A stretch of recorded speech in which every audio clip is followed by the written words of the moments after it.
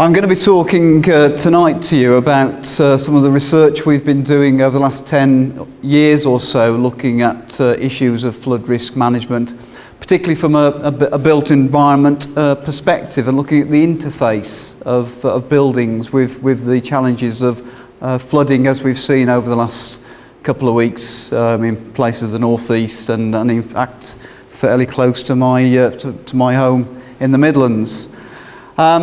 Specifically, what I want to try and demonstrate to you is the vulnerability of some of the built environment assets that we have, and how through adaptation and education we can begin to address some of these challenges. I will be trying to draw upon some of the various projects that we've undertaken for organisations like the Environment Agency and DEFRA and a number of insurance companies in trying to demonstrate some of the ways in which our research has been applied in trying to mitigate some of these challenges. So, we are all probably quite familiar now with some of the immediate impacts of flooding on homes and businesses. Those are very ably captured in the media, as has been the case over the last sort of 2 weeks or so. But beyond those perhaps immediate impacts, there are also impacts that stem beyond that in terms of impacts on health, on relationships, on communities, and on the financial economies of countries, as for example we saw in Japan in the tsunami 2011 incident, which really had a huge effect on the Japanese car manufacturing industry, just as an example of the scale of these incidents. Just in sort of exploring these impacts in somewhat further detail, when we consider how businesses might be affected, for example, these can often bring businesses into complete failure. The flooding can affect obviously the premises that businesses rely upon for their business. Often businesses are underinsured or have no insurance whatsoever, and that leaves them very exposed and vulnerable to these effects. And there are also some of perhaps of the indirect impacts on businesses through the interruption to their suppliers, and also the issues of perhaps their customers accessing the businesses and so forth. Difficulties that their staff may have in terms of managing their own perhaps issues in terms of flooding that could occur, and also in terms of being able to access their place of work can also bring very much challenges to businesses. And very often small and medium-sized businesses will often fail to recover from these kind of events. We also then have the issues around the failing of the infrastructure and the wide-scale problems that brings about, and difficulties in terms of communication. Again, we've all probably seen in the media some of these images of how buildings and their contents can be affected, and I will talk throughout the latter part of the presentation about some of the consequences of these events on homes, and also demonstrate to you some of the research that we've done in terms of trying to improve the resilience of our building stock, and also how we can improve the recovery phase of that process. Again, the health impacts in the UK, we don't suffer many fatalities, fortunately enough, but again there are issues around secondary impacts from the recovery process, and also from the threat of debris in floodwaters, which can bring about injury. The threat of electrocution, for example, through damaged services, and through toxins and diseases that can be carried in floodwaters, bringing about perhaps more medium-term effects. It's also worth acknowledging all the longer-term effects, that the anxiety and post-traumatic stress issues that are brought about by flooding, And these can stem many years after the actual event themselves. Of course, flooding will affect the community. Communities are not just where we live, they're the environments in which we work, in which we socialise, in which we educate. And flooding can really put a great strain on those communities. As an image there from the New Orleans floods.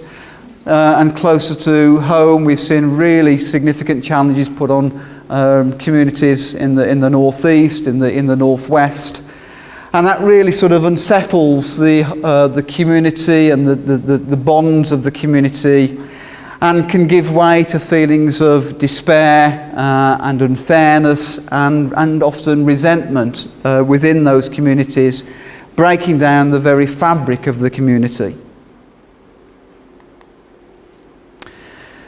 Here's a quotation from somebody who was within a flood-affected community, but fortunately did not directly have their home flooded as such. But I think it sort of demonstrates the depth of feeling that these events can bring about to those who have to endure them. And it also, I think, begins to indicate the kind of conflicts that it can stem to bring about in terms of those who have been flooded, those who have not been flooded, those who have insurance and can rely on some support mechanisms to enable them to recover. And it really does sort of signify, I think, the emotional issues associated with these kind of events. So, second part of this presentation is trying to begin to understand this complex issue of vulnerability, a very difficult dimension to try and define. What it can be associated with, however, is things, for example, to do with the initial well-being of persons, their ability to respond and evacuate from an event, for example. It also has connections to their ability to draw on their income and their asset values, and also their general level of qualification and their ability to think through some of these threats that can be associated with events like flooding. Clearly also, what we might call the social capital is a very important ingredient that can affect the vulnerability of homes and of individuals. And the ability of individuals to draw on that social capital is a very much key to defining levels of vulnerability. Within the flood hazard concept, we can also associate vulnerability with the socio-economic status. And often it's those who are in levels of poverty that we might associate being highly vulnerable to these kind of events. Whilst vulnerability is predictive to a certain extent, as I said, it's a very highly complex thing to try and define. It's very much around the fabric of our society. It's very much an ever-changing thing, and therefore it is very difficult to pin down. In understanding hazards such as flooding, we can think about vulnerability around four particular types of capacity. So threshold capacity being the ability to withstand the experience of flooding. So for example, through the provision of structural flood defences, for example. And then in terms of the coping capacity, how well homes, individuals, communities are able to withstand the effects of that event. And then the recovery capacity and the adaptive capacity, areas that I think really resonate with the kind of research that we've been doing around trying to improve resilience and about trying to learn from the experiences of flood events so that we're again more resilient to future events. Okay, just trying to put the sort of flood risk management within the UK in some kind of context. And if we go back to 1998, when we had wide-scale flooding over many parts of the UK, that prompted, it was almost like a wake-up call to the UK to say, well, you know, we've got to take this situation more seriously. We need to take a more perhaps strategic approach to managing flood risks than what we have up to that point. Recognising the fact that we have a huge number of the existing housing stock within the UK at risk of flooding. 5 million properties, 5 million people in England and Wales alone at risk of flooding. That prompted the Environment Agency to really engage with flood risk management in a much more substantial and much more perhaps strategic way than it had up till that. And that really put sort of the flood risk management concept really much on the agenda, both politically and nationally. That was then followed in 2007 when we had the summer floods, which brought about widespread flooding over many parts of England and Wales, and that led to the government initiating Sir Michael Pitt to undertake a review and to try and draw some lessons from that experience, and that led to many recommendations and urgent actions that pretty much have been implemented to a large extent since 2007, and have made, I think, serious inroads into improving our resilience both nationally and within our communities. We've also seen the EU Floods Directive since 2007. Again, that's put on at a sort of European scale requirements on participating nations to meet certain standards and expectations, and that's I think a continuing challenge for nations to try and achieve those standards that have been set.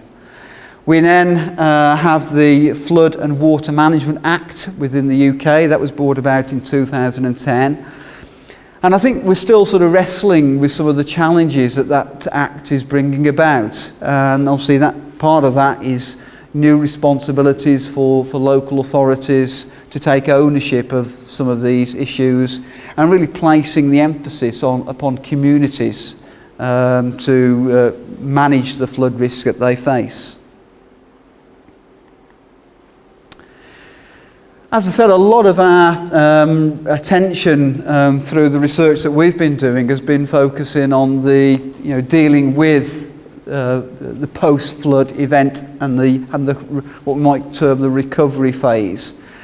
And we've worked very closely with the insurance industry, and they've been very generous in their support to us and enabled us to do quite a lot of work in this area.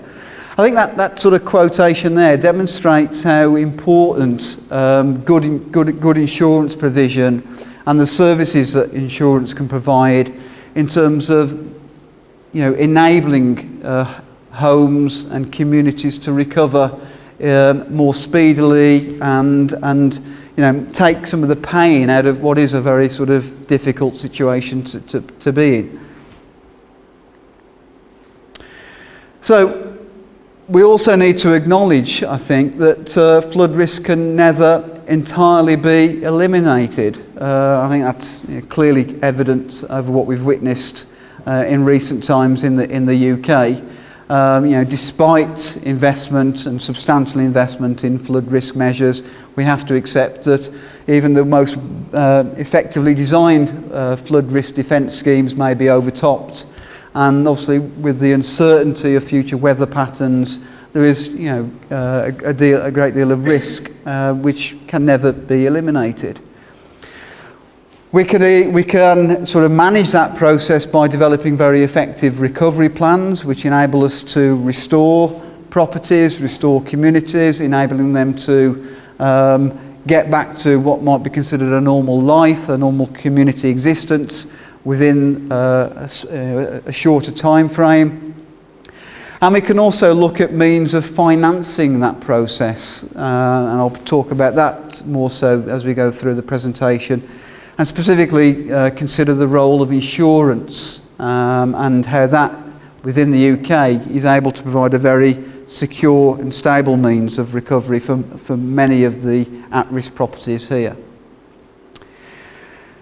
This is not peculiar to the hazard of flooding, but it's peculiar to all sorts of hazards. But I think it's quite, captures my sort of understanding of the emotional turmoil that comes with a flooding event.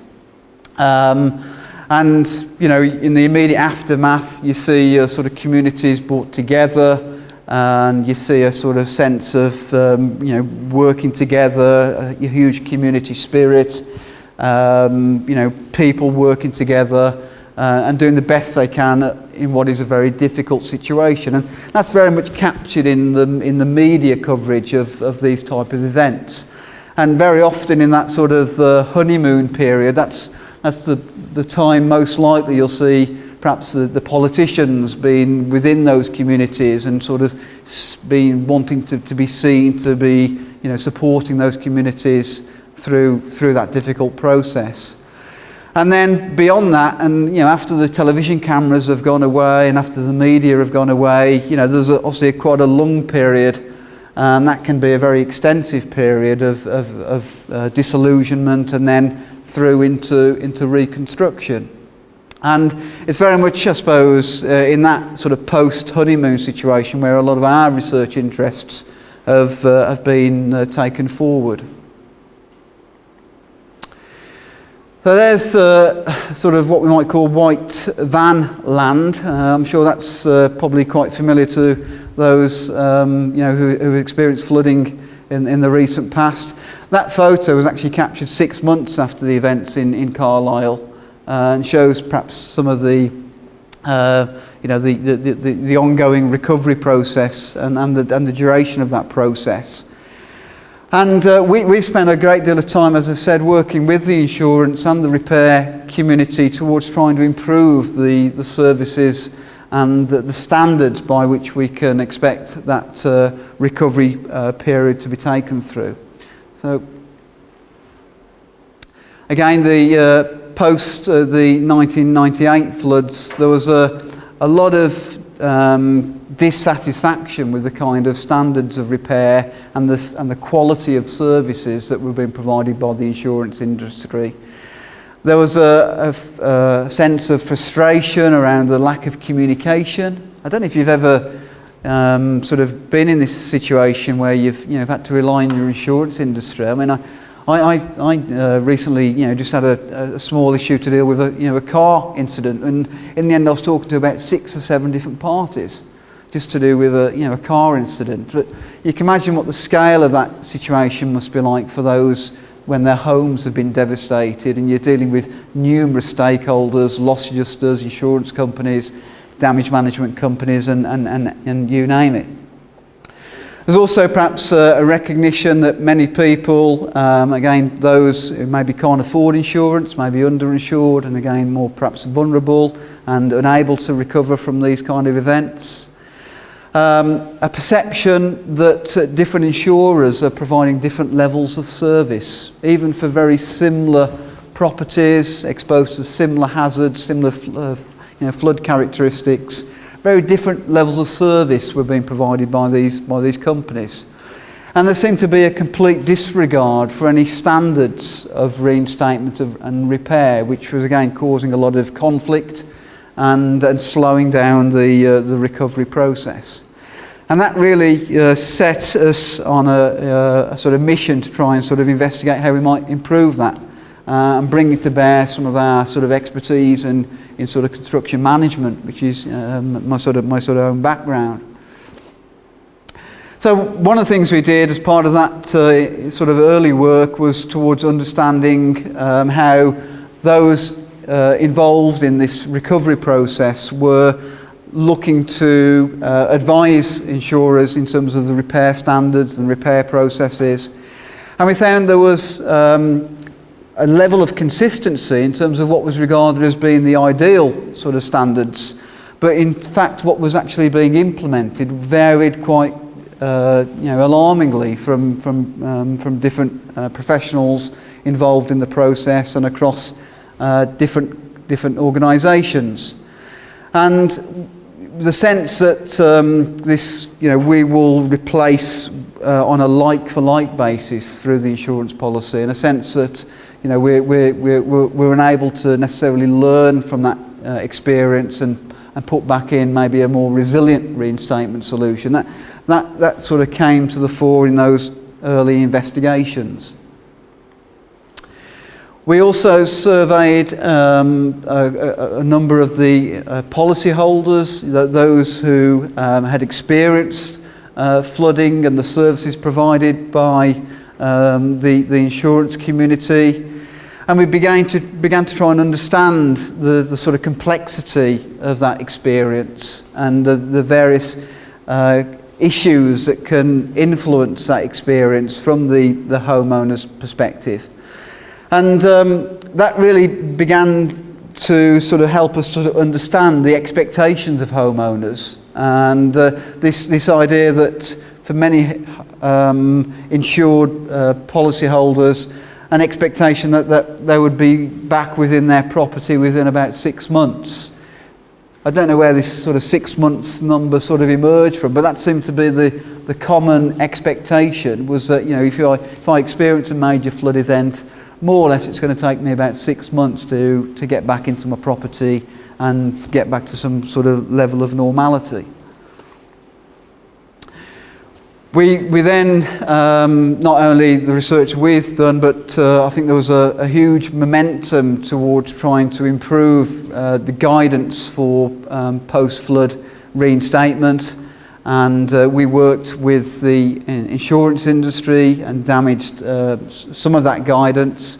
We worked with organisations like the National Flood Forum, and there was a real appetite, I think, in sort of in the late 1990s and early 2000s towards trying to improve these standards and improve the professionalism within the damage management industry. And I think a lot of companies involved, insurance companies and damage management companies, really tried to step up the quality and the professionalism within their services, which was really excellent to be heavily involved in that. Then summer 2007 comes along and you're thinking, well, we've got all this guidance out now, and we've done a lot of research, and we've got a lot of good companies now who are looking to raise standards, and we're thinking, well, we must be better prepared in 2007 than what we were in 1998 and so forth. But the results were quite disappointing, and these were taken directly from the Pitt report and the surveys that Sir Michael Pitt undertake following the 2007 events. And I think quite alarmingly, the statistic on the bottom right of that slide, only 51% of the properties affected were sort of completed within a 9-month period. Nearly 50% were not reinstated within that period. And that sort of, we sort of reflected on that, and again we recognised the expectation of the homeowners being around a 6-month period, being what they would expect to be quite acceptable and reasonable within the sort of challenges involved in repair and reinstatement. And yet the ABI guidance, the guidance that the sort of body representing the vast majority of insurers within the UK was saying something quite different. So there seemed to be a mismatch between what the insurers were saying and also what the sort of expectations of homeowners. And that sort of set us about doing some more work trying to understand some of these challenges. So we did some work in recognition of that, and something that was really prompted from Sir Michael Pitt's report. It was a specific recommendation. Within the report, it was identified the drying process of dealing with a flood damaged property seemed to be very much a bottleneck in the recovery process and in that reinstatement process. So we were commissioned by the CLG to try and sort of understand the process, and we developed this sort of flow chart of various stages that make up the drying process. And we work very closely with the damage management community. We ran stakeholder workshops, we undertook interviews, and this was very much part of a collaborative research project which really shed some light on the complexity of the drying process, and also sort of raised, I think, an understanding of some of the new technologies that were being introduced towards trying to improve the speed of drying, which have since been put to very good effect in certain isolated locations around the country. But I think it also gave us a sense that, you know, whilst the drying is an important phase of the recovery process, we need to look at other technical issues associated with that reinstatement process, because clearly drying is only one phase within that process. There's you know, the whole sort of, you know, technical recovery and reinstatement of building materials and components that we also need to understand by taking a more holistic view. So the guidance that we then developed, and with the support of the CLG, we really developed, I think, some more concrete guidance on this, and we recognise some of these issues within that guidance. And these are some of the sort of, you know, phases and sort of questions that emerged from that process that we sought to identify, and have since gone on to inform the drying process and the reinstatement community.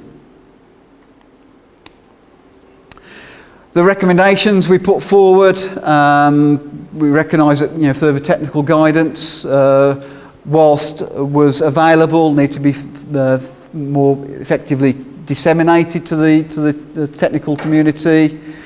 We also recognise there was this sort of contradictory guidance to households which we needed to try and address, and there was a recognition that we needed to, you know, to support more research into identifying ways in which we could speed up the whole recovery process. Okay, moving on to a separate phase of the research that we've been doing, just sort of understanding some of the need to finance the recovery process, and recognising that internationally there are very many different models of being able to do that, through state aid, through insurance, through the development of catastrophe pools, disaster loans, etc. And we in the UK pretty much rely on the sort of insurance role, and that really, you know, the connections that we'd already established with insurance, we really felt we needed to understand that. This quotation from a householder in Hull, I think, serves to demonstrate the importance that insurance can play and the services that insurers provide in enabling us to be more resilient, enabling us to improve our adaptive capacity in learning from experiences, and speeding up the whole recovery process. Not only from the services the insurance company themselves provide, but also through the companies the insurance company use, the contractors, the damage management specialists, and so forth. So just sort of understanding the role that insurance has. I think it's, you know, we can obviously take a more wider view of that in looking at how insurance can actually sustain and maintain the communities in terms of maintaining the confidence in property values, in terms of helping to maintain properties, in terms of really, you know, being quite central, if you like, to the fabric of that community. And that's really, I think, quite an important thing for us to acknowledge in the UK context, and quite perhaps peculiar as well in terms of our reliance on that insurance role within the UK compared to other nations. So the UK flood insurance regime covers provided by many private companies, very accessible.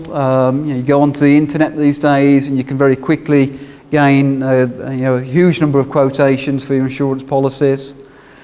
There's obviously no government funds for reinstatement of private property, very much a reliance on insurance. And quite peculiar to the UK is that the cover for dealing with these kind of events is very much part and parcel of the normal insurance policy, or at least at the present time it is. That, of course, is subject to what we call the gentleman's agreement between the insurance industry and the government, what's known as the Statement of Principles, which basically says that the insurance industry have made a commitment to continue to provide insurance at an affordable rate to those properties at risk of flooding. But that agreement is due to expire in 2013, and I think there's a real sense of anxiety around that process, around the termination of that agreement, which I think continues to be a threat. Some of the positive characteristics of our insurance regime: a high level of coverage, much more so in places where insurance is a bolt-on to the policy for, in terms of flood cover. The affordability of flooding insurance is pretty good, and the services that are provided by the insurance community in dealing with the aftermath of flooding, generally speaking, to a moderate standard. It also brings about confidence and a peace of mind for residents. Residents are able to sell, property values are maintained, blight is avoided. In a sense, communities are really sustained by the role that insurance plays in the UK. On the not so good side, again, not everybody is insured, not everybody can afford to take out insurance. Again, issues around those who are more vulnerable to these kind of effects. No real sort of safeguard for those who are underinsured, who are not insured at all. As we've identified, differing standards pursued by insurance companies around the levels of service provided. Flood repair can be not specifically funded by those who are at risk. It's shared around the wider community. Is that fair? And people not at risk having to pay the same levels for their insurance. So some issues there. The competitive insurance market is also quite what is termed betterment in insurance terms, prevents a lot of resilient and resistant reinstatement. In fact, the vast majority of properties are reinstated to exactly as they were before the event. So no real learning takes place. There's also, as we'll come on to, no real financial incentive for homeowners to look at other ways to mitigate the risks that they face of flooding. Something that is very much part of government policy now, trying to encourage communities and households to take responsibility. That sits sort of in conflict with the insurance regime that we have here. And obviously, there's no long-term commitment to an insurer. We might, which obviously, is a barrier towards insurers funding this kind of resilient reinstatement, because we might benefit from that one year for us to switch to another insurer the following year.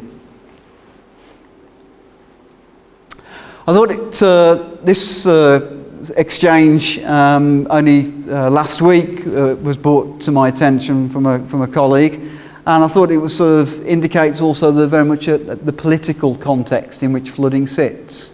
And whilst this sort of statement of principles, this gentleman's agreement between the insurance industry is set and seems to be very much the expectation is it's coming to an end.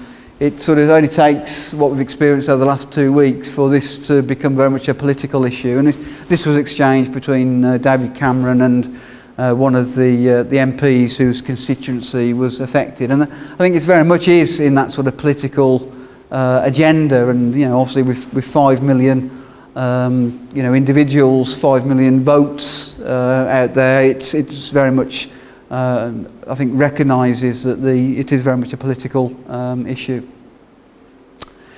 So does insurance increase resilience? Private insurance can be very successful in strengthening coping and recovery capacity, but as I said, this fear of betterment really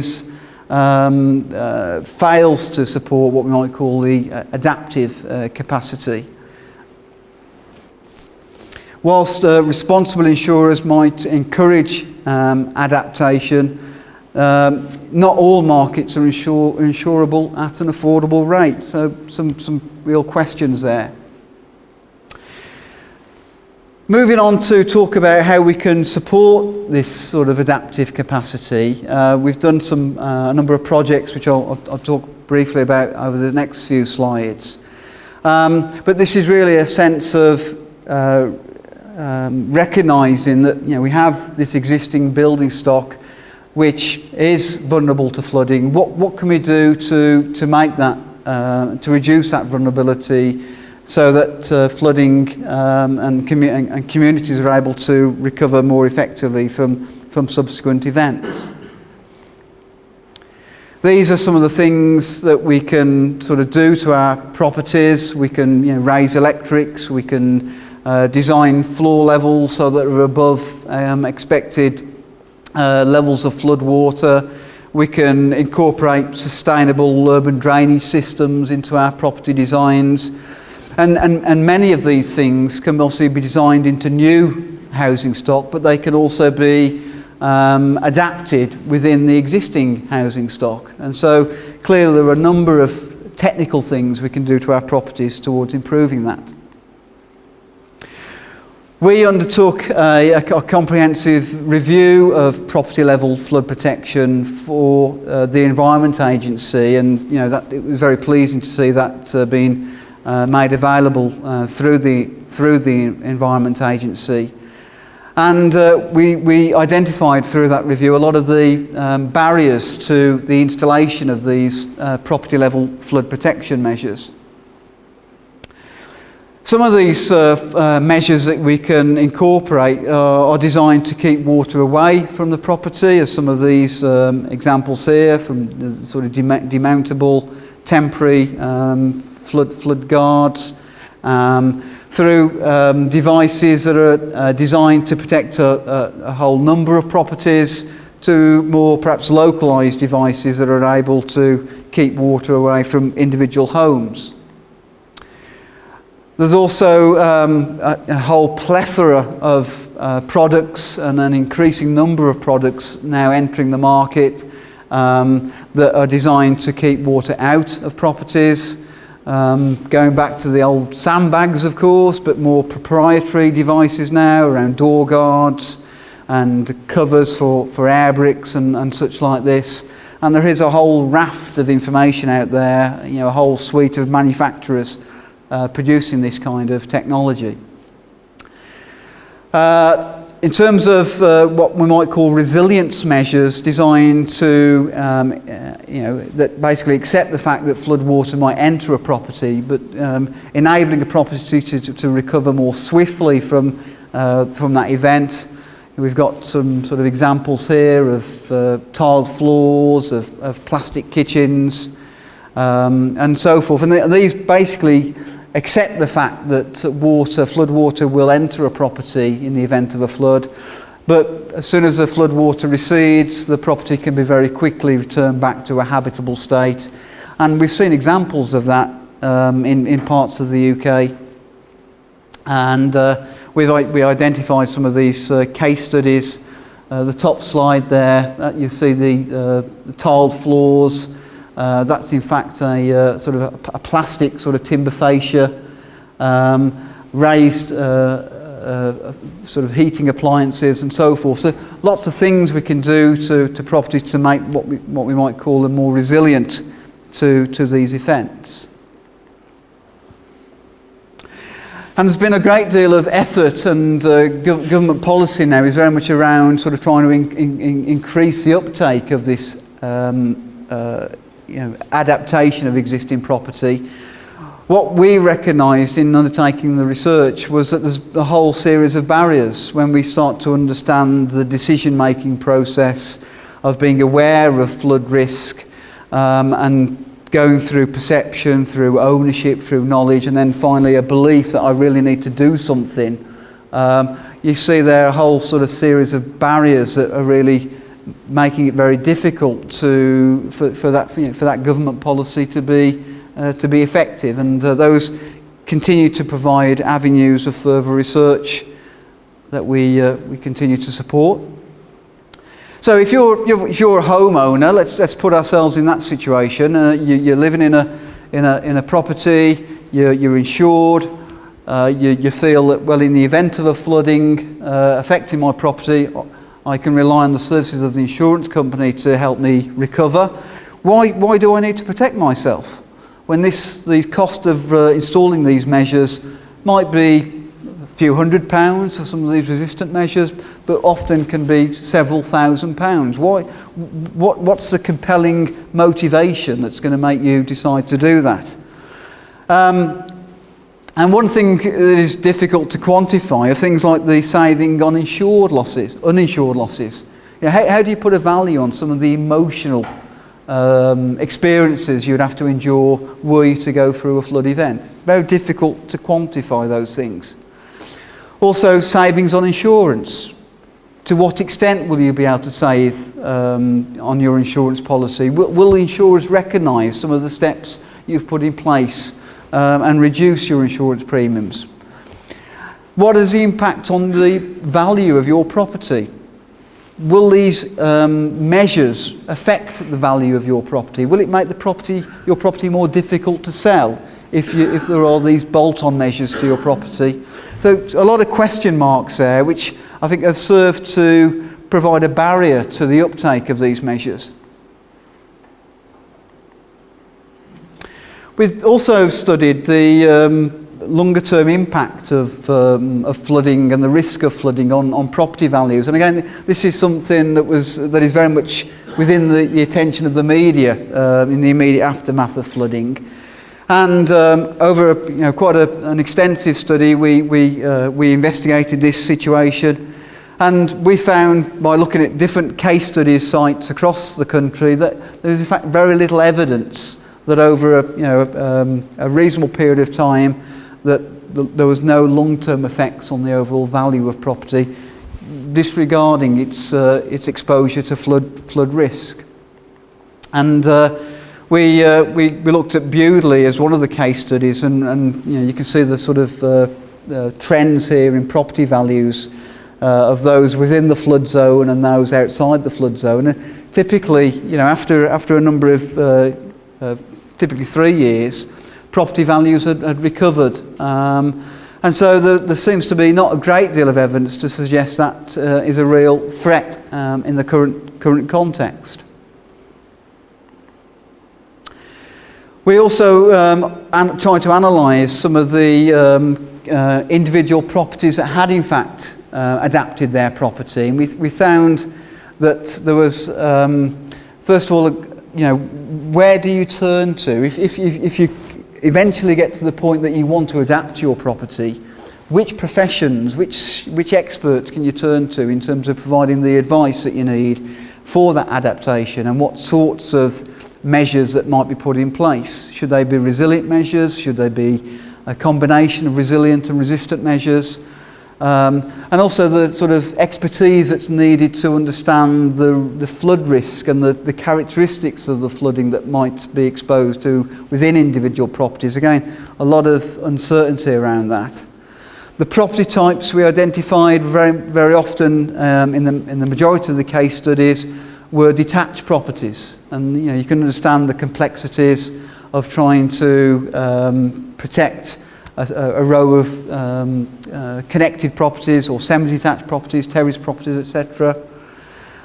Very much characteristic was it was mainly those who had experienced flooding who chose to adapt their properties, and that's something that seems to be a very peculiar to flood adaptation. It's very much around if you've experienced a flooding event, you are much more likely to be willing to take up these issues. The cost of some of the measures averaged around £10,000, but was in some cases up to over £30,000, in some cases only a few £100. So a huge breadth of cost of those kinds of adaptation measures. We also, one of the barriers we identified was again trying to understand as an individual property owner the nature and the severity of the flood risk you might be exposed to. Whilst we have much improved hazard maps now that the Environment Agency helps support, in terms of giving you, as an individual property owner, the detailed intelligence that you need to make specific decisions about your own property, still a lot of work to be done towards improving that, I think. So I'm just going to perhaps draw a conclusion to the presentation now and talk about some of the work we've been doing on behalf of the World Bank, where we've been trying to take a more forward-looking approach towards developing guidance for use in developing countries. And part of this project we've undertook, a collaborative project, we've identified a series of over 50 case studies drawn from international locations of what we feel are good examples, internationally good examples of how to take an integrated approach to flood risk management, looking at some of the broader issues and recognising the uncertainty in the process, and obviously, you know, the challenges that urbanisation, for example, brings to that. The guide is a fairly hefty, comprehensive guide, but it is widely available, and the World Bank are really trying to promote this in terms of helping to alleviate poverty in some of the developing countries around the world. And you know, it's been a very much a case of us drawing on some of the research that we've been doing here and applying that in a developing countries context, which has proven very, very exciting. As I suppose an overarching outcome of that process, we've tried to develop these policy principles, which I think we can you know, apply certainly in the UK context as well as much in the context of developing countries, around some of the underlying principles that we need to apply in developing good flood risk management, not only in terms of recovery but also in terms of the whole flood risk management process.